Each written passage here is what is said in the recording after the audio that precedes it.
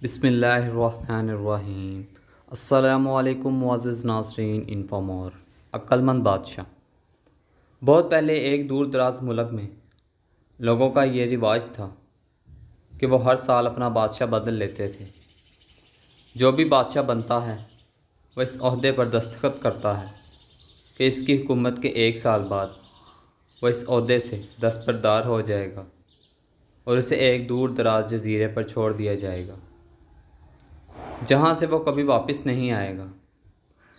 جب کسی بادشاہ کی 1 سالہ حکومت ختم ہو جاتی تو اسے ایک خاص جزیرے پر چھوڑ دیا جاتا، جہاں وہ اپنی باقی زندگی گزارتا۔ اس موقع پر بادشاہ کو بہترین لباس پہنایا جائے گا اور اسے ہاتھی پر بٹھا کر ملک بھر کے الوداعی سفر پر لے جایا جائے گا، جہاں وہ تمام لوگوں کو آخری بار الوداع کہے گی۔ وہ انتہائی افسوسناک لمحات ہوں گے، اور پھر وہاں کے لوگ بادشاہ کو ہمیشہ کے لیے جزیرے پر چھوڑ دیں گے۔ ایک دفعہ لوگ اپنے بوڑھے بادشاہ کو جزیرے پر چھوڑ کر واپس آ رہے تھے جب انہوں نے ایک جہاز کو دیکھا جو ابھی گر کر تباہ ہو گیا تھا، اور ایک نوجوان لکڑی کے تختے سے ٹیک لگا کر خود کو بچانے کے لیے کھڑا تھا۔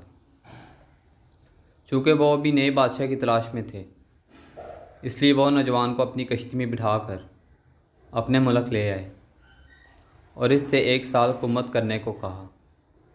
پہلے تو اس سے یقین نہ آیا، لیکن پھر وہ 1 سال کے لیے بادشاہ رہنے پر راضی ہو گیا۔ وہاں کے لوگوں نے اسے سلطنت کے تمام اصولوں اور طریقے بتائے، اور یہ بھی کہا کہ 1 سال بعد وہ اسے کسی خاص جزیرے پر چھوڑ دیں گے۔ بادشاہت کے تیسرے دن نوجوان بادشاہ نے اپنے وزیر سے کہا، مجھے وہ جگہ دکھاؤ جہاں پچھلے تمام بادشاہ بھیجے گئے تھے۔ بادشاہ کی خواہش کا احترام کرتے ہوئے اسے جزیرہ دکھانے کا انتظام کیا گیا۔ یہ جزیرہ مکمل طور پر جنگل اور جنگلی جانوروں سے بھرا ہوا تھا۔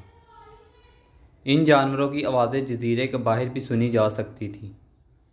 بادشاہ جنگل میں تھوڑا سا معائنہ کرنے گیا اور وہاں اس نے اپنے تمام سابقہ بادشاہوں کے کنکال دیکھے۔ وہ سمجھ گیا کہ بہت جلد اس کا بھی یہی حال ہوگا اور جنگلی جانور اس کے ٹکڑے ٹکڑے کر کے کھا جائیں گے۔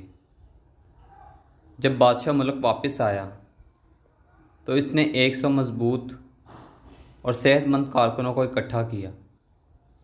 وہ ان سب کو جزیرے پر لے گیا اور حکم دیا کہ 1 مہینے میں جنگل صاف کر دیا جائے، تمام خطرناک جانوروں کو مارا جائے اور تمام غیر ضروری درختوں کو کاٹ دیا جائے۔ وہ ہر ماہ جزیرے کا دورہ کرتا اور خود کام کی نگرانی کرتا۔ پہلے مہینے میں تمام خطرناک جانور مارے گئے اور پھر بہت سارے درخت کاٹ دیے گئے۔ دوسرے مہینے تک جزیرے کو مکمل طور پر صاف کر دیا گیا۔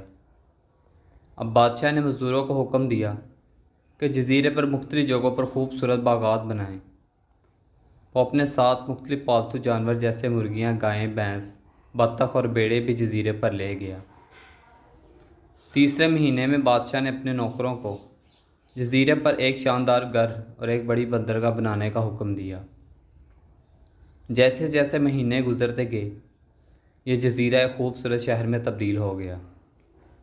نوجوان بادشاہ بہت سادہ لباس پہنتا تھا اور اپنے اوپر بہت کم خرچ کرتا تھا۔ اس نے اپنی سلطنت کی زیادہ تر کمائی اس جزیرے کی تعمیر پر خرچ کی۔ 10 ماہ بعد بادشاہ نے اپنے وزیر سے کہا، مجھے معلوم ہے کہ تجھے 2 ماہ میں جزیرے پر رہا کر دیا جائے گا، لیکن میں بھی جانا چاہتا ہوں۔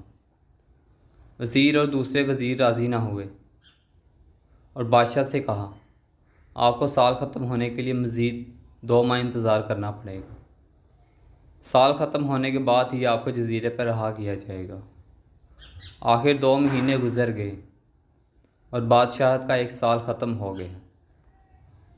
روایت کے مطابق لوگوں نے اپنے بادشاہ کو شاندار لباس پہنایا اور اسے ہاتھی پر بٹھایا تاکہ وہ اپنی قوم کو الوداع کہہ سکیں۔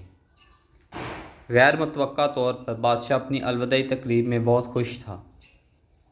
لوگوں نے اس سے پوچھا۔ اس موقع پر پچھلے تمام بادشاہ روئے تھے، لیکن تم ہنس رہے ہو، اتنے خوش کیوں ہو؟ نوجوان بادشاہ نے جواب دیا، تم نے عقل مندوں کو یہ کہتے نہیں سنا، جب تم اس دنیا میں بچپن میں آئے تو رو رہے ہو اور باقی سب ہنس رہے ہوں۔ ایسی زندگی جیو کہ جب تم مرو تو ہنس رہے ہو اور باقی دنیا رو رہی ہو۔ میں نے ایسی زندگی گزاری ہے۔ جب سارے بادشاہ محل کی رنگینیوں میں کھو گئے تو میں اپنے مستقبل کے بارے میں سوچ رہا تھا اور اس کے لیے منصوبہ بندی کر رہا تھا۔ میں نے اب اس جزیرے کو ایک خوبصورت جگہ میں تبدیل کر دیا ہے، جہاں میں اپنی باقی زندگی امن اور سکون سے گزار سکتا ہوں۔ Thanks for watching. اگر آپ کو ہماری یہ ویڈیو پسند آئی تو پلیز چینل کو سبسکرائب کر دیں، بیل آئیکن کو پریس کر دیں تاکہ آنے والی مزید ویڈیوز آپ تک بر وقت پہنچ سکیں۔ ملتے ہیں نیکسٹ ویڈیو میں انشاءاللہ، تب تک کے لیے اللہ حافظ۔